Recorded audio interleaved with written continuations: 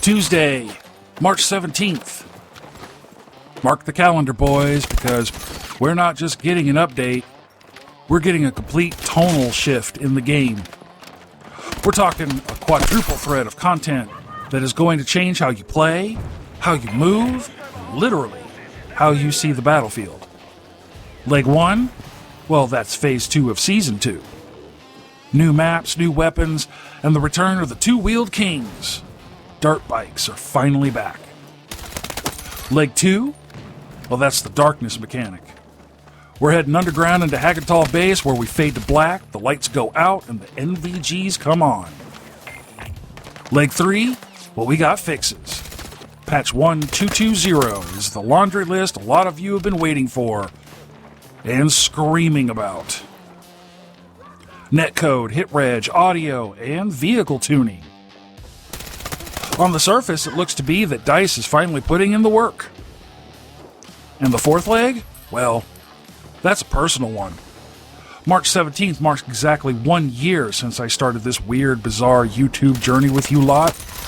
1 year of talking video games that started with the Division 2 and landed here in Battlefield 6, calling out the weirdos in the back and building this community.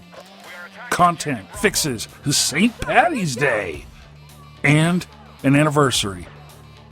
It's going to be hell of a Tuesday. Let's get into the details and raise the black.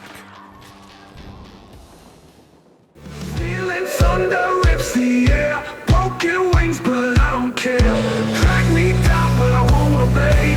Run the fire, burn the fray.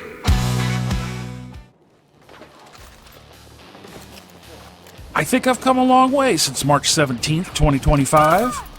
My first few videos were, let's just say, a tad bit awkward. I'm still ironing out some kinks, I'm still experimenting, and still working on video production. It did look so much easier in my head than it did in execution. But I trudge on. Okay, so I ran a community post earlier Saturday asking a very simple question. Which one are you? Do you just read the patch notes? Or do you wait until a content creator uploads a video about the patch notes? And surprisingly enough, I got 3 answers. About a third of you said you simply read them. Okay, that's fair. Another third said that they wait for a content creator to upload a video. Also fair. And the rest of you said that you do both. Now, I asked this question purely on the basis of curiosity on content consumption. Me personally, I tend to read them, and then when my favorite content creator drops a video about them, I look to see if they have any 2 cents worth of opinions regarding the patch notes. Sometimes, if I don't have time to read them, I will check out someone simply dropping the information, opinions or otherwise.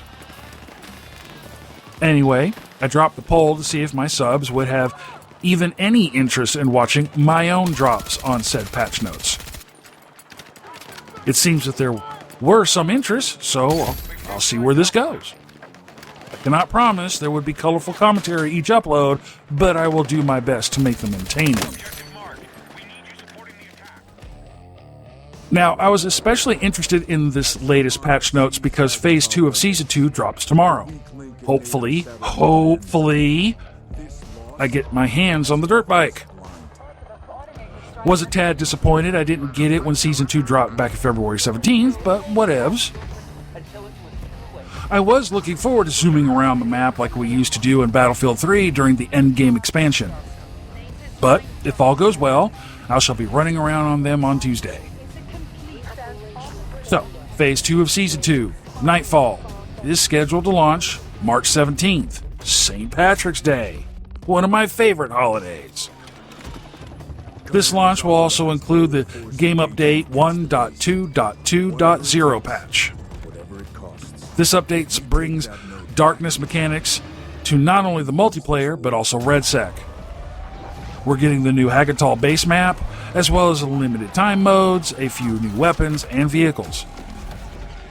The patch will include a broad set of quality of life improvements. Now, I will cover the info regarding what we're to expect on this update, but I'm not going to read every single quality of life updates because, sweet baby Jesus, the list is a bit lengthy. I will cover the ones that stand out to me the most, but as always, I will leave a link of the full update announcement in the video description.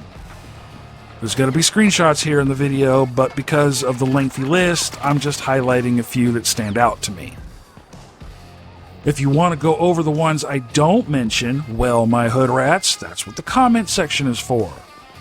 The video starts the conversation, we continue it in the comments. Okay, time to grab your NVGs, folks. Here's a quick look at what's included in the update. New map, which is Hagental Base. Underground, infantry forward CQB with destruction-driven flanks and tunnel ambush play. New limited time modes. The Nightfall playlist, which includes Team Deathmatch, Squad Deathmatch, Domination on Hagental Base with the Darkness modifier, plus Gauntlet. Nightfall, which is elimination-style progression built around NVGs and flashlights. Red Set gets an expansion. The Defense Testing Complex 3 adds a new underground sector with tunnel traversal and higher rarity loot opportunities to Fort Lyndon. I cannot wait to see if this new section gets the portal treatment like Fort Lyndon did.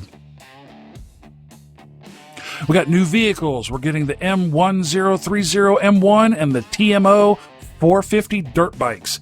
Yes, Lord. Fast 2-seat light transports for rapid repositioning and escapes. And hopefully C4 Christmas present deliveries. New weapons and attachments such as the CZ3A1 SMG and the VZ61 automatic sidearm, plus new violet laser and tac light attachments.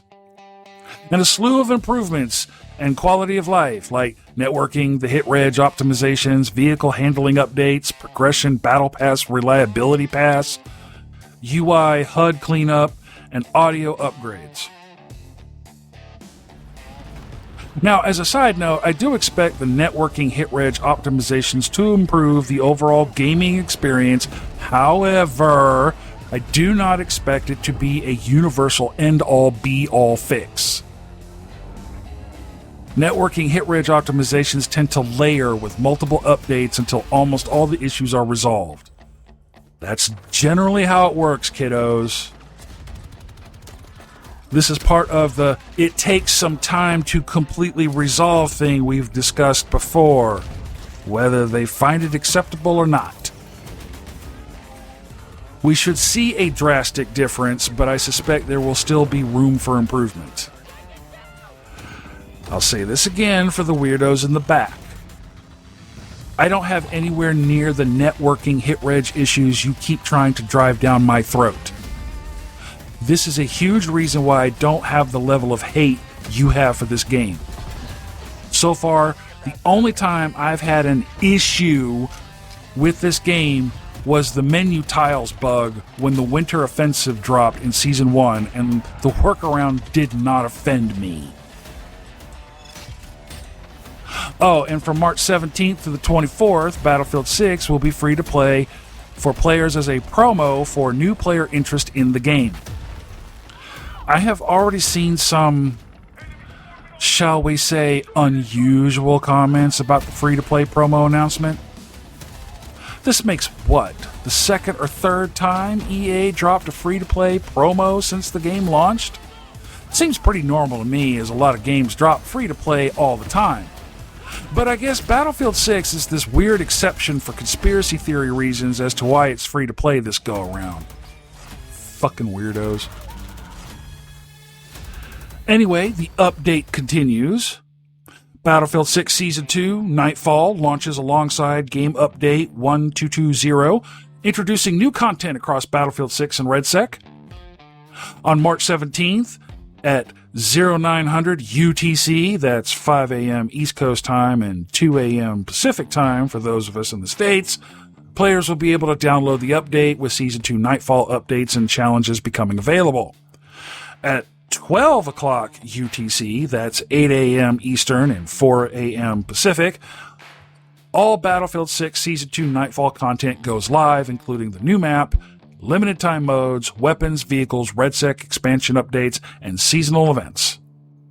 Nightfall brings darkness mechanics into multiplayer and RedSec, expanding underground combat spaces and introducing new traversal and visibility gameplay features. Okay, I'm really interested in seeing this darkness mechanic, especially in the multiplayer. I really like the animation for the gas mask, so I'm really curious to see if night vision goggles will have a similar animation. I think thermal scopes will be a thing a lot of people will try to grind for if they haven't done so yet on their weapon attachment progression grinds. I'm imagining a shit ton of flashlights too. I get asked all the time what scope I'm using in a lot of my footage, and it's often the IVR scope.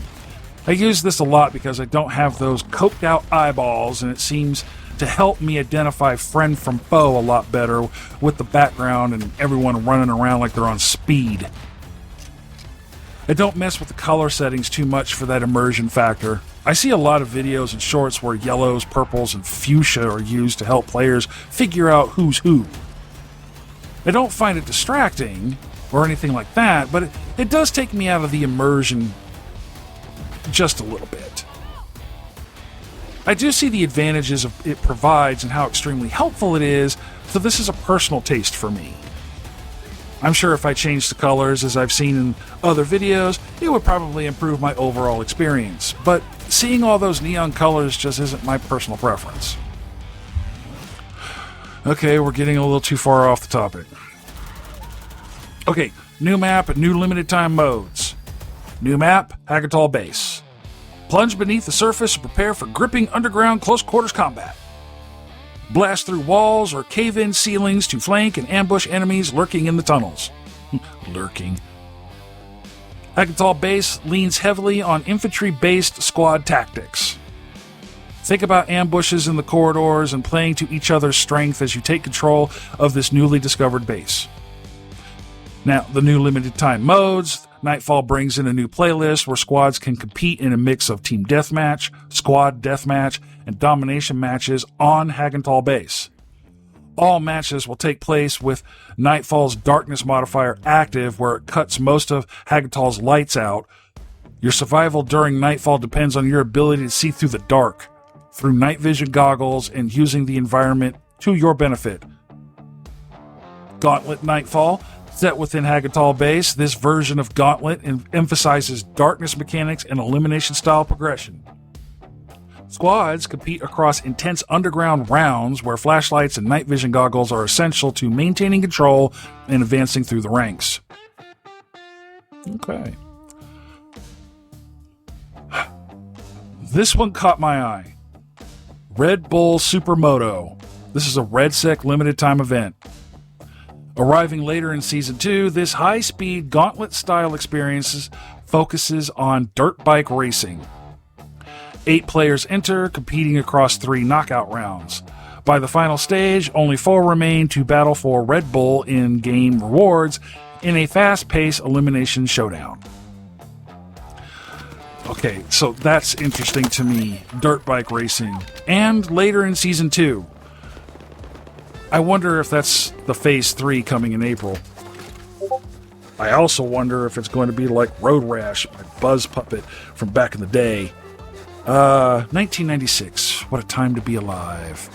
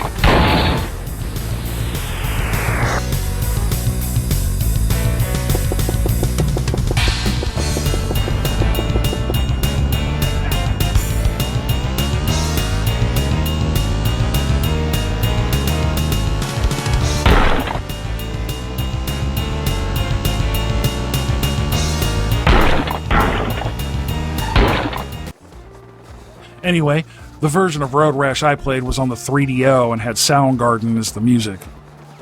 There were also chains and sledgehammers you could use to hit the NPCs and players with to knock them off their bikes.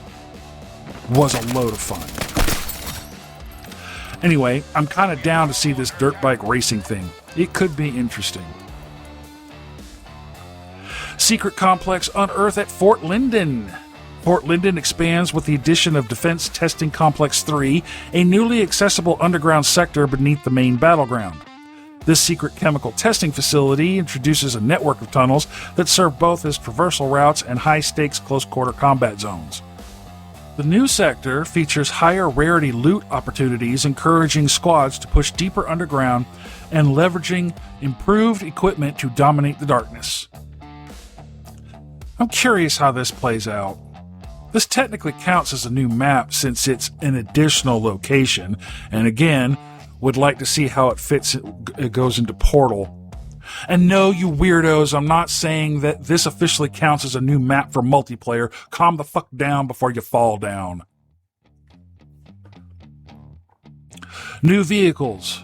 The M1030M1 and the TMO 450 dirt bikes. Two-seat light transport vehicles built for speed and maneuverability. Available in faction-specific variants for NATO and PAX forces, these bikes enable rapid repositioning, flank maneuvers, and swift escapes across both Battlefield 6 and RedSec environments. Probably susceptible to the IGLA. And we have new weapons inbound, too. New weapons. The CZ-3A1, a high rate-of-fire SMG designed for aggressive close-quarter engagements, ideal for fast pushes and confined firefights. It's probably the Battlefield 6 variant of this guy from Battlefield 4. It was an unlockable PDW unlocked by completing the gold assignment in Kunlun Mountains by scoring 11,000 points. This little bastard had a strong recoil, but once it was fully kitted out, it was pretty nasty. And the VZ-61, a fully automatic sidearm with a rapid fire rate, best suited for extremely short-range combat scenarios where quick reaction speed is critical. Oh, I think the last time I saw this little shit was in Battlefield Hardline, and you could swing two of these at the same time. Dual pistols and shit. I'm thinking this little twit is going to be used left and right from sunup to sundown everywhere you look. I mean, I'll probably use the shit out of it, I'm just saying. And the rest is your standard closing regarding the content. Battlefield 6 free trial from the 17th to the 24th will be free for all players. Wage war across the rocky terrain of Contaminated or descend into the underground corridors of Hagental Base. Choose from 4 maps and 6 available modes, including large-scale conquest battles and Nightfall-enabled experiences in Domination and Team Deathmatch. Download Battlefield RedSec, squad up, and create your only in-Battlefield moment. Okay, so in Phase 1, we got Contaminated with the limited-time VL7 strike mode, the Gauntlet Altered State limited-time mode, the Battle Royale Synthesis limited-time mode. We also got the AH-6 Little Bird and the MH-350 variant, and the GRT, CPS, and the VCR-2, the HTI MK2, and the M121A2, and the IGLA. For Phase 2, we're getting the new map Hagental Base, the Nightfall Limited Time Event, Gauntlet Nightfall Limited Time Event, the new POI Defense Testing Complex 3 at Fort Lyndon, the M10301 and the dirt bike, and we're getting the CZ-3A1 SMG and the VZ-61 sidearm. I know there's some folks out there not too thrilled with the slew of limited time events. I'm not sure why, though. Every live service game that includes seasonal content has them. Even Call of Duty, The Division, Arc Raiders, Marathon, and many other popular games. Generally, this is pretty standard for seasonal content, so I'm not understanding what some players expected with Battlefield 6, including having its seasons. it's not just a Call of Duty model. It's the current gaming industry standard model now. Has been for years. I would be very interested in hearing why some folks think Battlefield 6 should be an exception in the comments, but man, please, for the love of God, bring me something I could chew on and not the standard knuckle-dragging, game bad nonsense some of you like dropping and dipping out with, and never to return. Okay, so the patch notes include a slew of quality of life updates. I'm just going to highlight what I think are the most important or the most interesting. Looks like the UH-79 is getting a boost in survivability across multiplayer. Expanded portable mortar deployment rules to HQ. I've already seen some strong comments on this, so I'm interested in seeing where this lands, no pun intended. I would assume it's going to have the same range as before, just that it can be deployed at the HQ. I can see both sides of the argument here. Seems we're getting multiple exploits, spawn logic issues, traversal bugs, and invalid state problems addressed across Merrick Valley, Siege of Cairo, Eastwood, and Contaminated. I don't see these things too often, so I'm interested in hearing from you in the comments if you see this shit on a regular basis. Delivered a broad progression consistency pass, correcting battle pass tiers, token calculations, end-of-round rewards, accolade tracking, challenge criteria discrepancies, and stat inconsistencies. Okay, so this is where we're getting the idea that the grind is going to be less grindy, faster and more efficient pass progressions. I think this is a good start, and it could potentially lead to faster progression for the attachments and weapons and such. TBD, I suppose. And lastly, introducing the Strix Raider Squad with 4 unique voice performances, improved footstep clarity and spatialization, refined vehicle and jet mix balance, and added a new stereo width customization options. I mean, it's a bit jarring to select a male character and it speaks with a female voice, so I'm wondering if this addresses that. It's not a big deal to me, but it is something I like poking fun at while I'm playing with my platoon members. I do occasionally get a hot blast of jet noise over my head when the jet is off somewhere over there on the map. Every once in a while, I get a loud crack of sniper rifle, like literally blasting my good ear, like, what the fuck?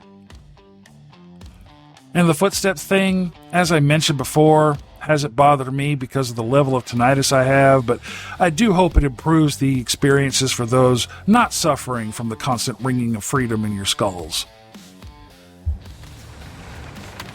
Okay, so that's the big major updates. A lot of folks have been hoping these issues would be addressed, and hopefully this fixes and meets most of their satisfaction. I'm sure I'm going to see people bitch about this anyway, demand improvements, improvements come, and improvements on the way, and yet still piss and moan about it. And the announcement came with a lengthy changelog of quality of life updates. Changing stance during Dragon Revive, smoother transitions, improved melee responses, players operating a deployed mortar can now be roadkill by air vehicles. Okay, weird flex, but okay. Haptics improvements when swapping weapons. I actually haven't seen that particular issue. Ladder deployment improvements. Aiming issues with certain attachments and weapons. Fire damage reporting from distance, text chat improvements, networking optimizations to improve bullet data transmission efficiency, improved time nudge reliability to reduce instances of dying behind cover, and inconsistent hit registration, particularly under unstable systems or network conditions. Increase the number of damage events processed per network update to improve hit registration consistency. Increase the time nudge interpolation window for more accurate and stable movement predictions.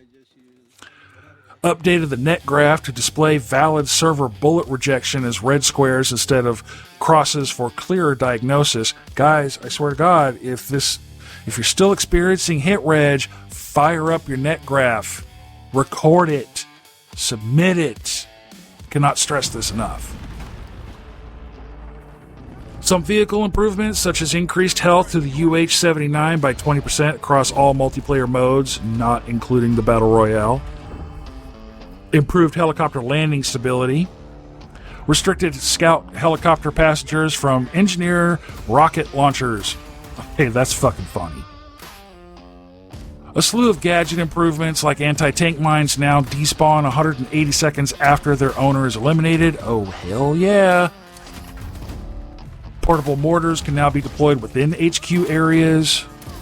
Prevented mortar deployment outside combat areas. Now, how many of you did this naughty thing, huh? Prevented players from earning points by destroying their own supply box using the defib gadget. Wait, what now? Really? Rude. Some weapon improvements, such as adjusted DB12 recoil values to align with intended performance, resolved an issue where attempting to aim down sights after reloading the VCR2 could temporarily misalign the weapon pose. I just got the VCR and I noticed this. Wasn't too terrible, but it was noticeable. Some improvements with maps and modes. Team Deathmatch corrected an announcer callout that incorrectly reported an enemy tank in the area when no tank was present. Okay, I haven't experienced that, but that sounds fucking funny. Resolved an issue in King of the Hill on Eastwood where a large hole at the NATO spawn location could cause players to fall in an invalid state. I haven't experienced this or seen this. I'd be interested in hearing it if you have.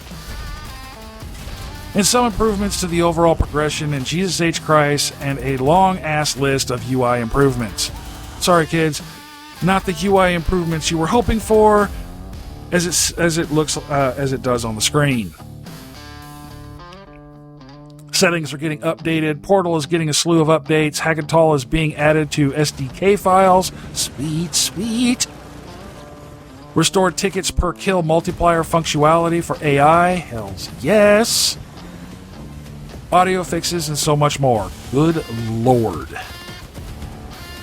Again, I will leave the link in the video description for you to check out the full, ungodly long-ass list of what's dropping tomorrow. If you have thoughts on what I directly went over or what I didn't mention from the list, tell me which ones you want to discuss in the comments so we can talk about them. I didn't think a lot of you wanted 15+ minute section in this video detailing every single improvement. So yeah, a fuck ton of updates, fixes, and improvements coming tomorrow. I'm actually glad to see this. I don't normally deal with a lot of this, but I've been seeing a lot of players have been having some experience quite a bit with the issues listed. So hopefully this new update resolves a lot of that. So now is the time of the video where I turn it over to you. What improvements were you looking forward to? Which ones aren't being addressed yet? Are we ready for Hagental and Nightfall? Drop them below and let's continue the conversation. In the meantime, I want to thank you all for watching. You all know I have plugs and where to find them. If you like the coverage format, leave a like. If you have suggestions for other ways to cover this sort of thing, by all means, drop those thoughts and feedback into the comments. I'm pretty open-minded and I read all the comments. I do try my best to reply to every comment, but I depend heavily on the notification icon in my video analytics. So if it misses that you dropped a comment, try dropping it as a fresh comment, not inside a thread. This is where I'm seeing most of that issue from. Modern technology. You gotta love it. Lastly, don't forget to check out the bottom of the video description for this month's military support group. There's a brief overview and the link for you to check out. And until the next one, out.